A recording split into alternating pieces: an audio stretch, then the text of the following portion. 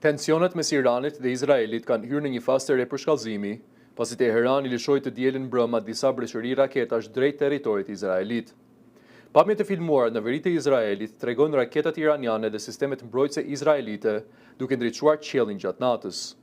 Sulmi konsiderohet i pari i drejtpërdrejt nga Irani ndaj Izraelit që nga armëpushimi i mbështetur nga Shtetet e Bashkuara, i cili kishte hyrë në fuqi në muajin prill. Garda revolucionare e Iranit deklaroi se sulmet përbën një paralajmërim dhe se çdo agresion i ri do të përballet me një përgjigje shumë më të gjerë, e cila sipas saj do të përfshijë objektiva amerikane dhe izraelite në të gjithë rajonin. Sipas mediave amerikane, presidenti Donald Trump është informuar mbi zhvillimet e fundit, ndërsa Shtëpia e Bardhë nuk ka bërë ende një koment zyrtar. Kryetari i Parlamentit iranian, Mohammed Baker Kalibaf, deklaroi se bazat amerikane dhe asetet izraelite konsiderohen objektiva legjitime, duke akuzuar SBA-n dhe Izraelin për shkelje të marrëveshjeve që lidhen me Libanin.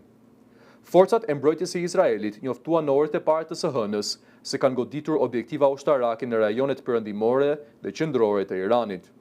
Megjithse ushtria izraelite nuk dha detaje të mëtejshme mbi natyrën e operacionit, mediat shtetërore iraniane raportuan shpërtime të forta në kryeqytetin Teheran, si dhe në qytetet Tabriz dhe Isfahan.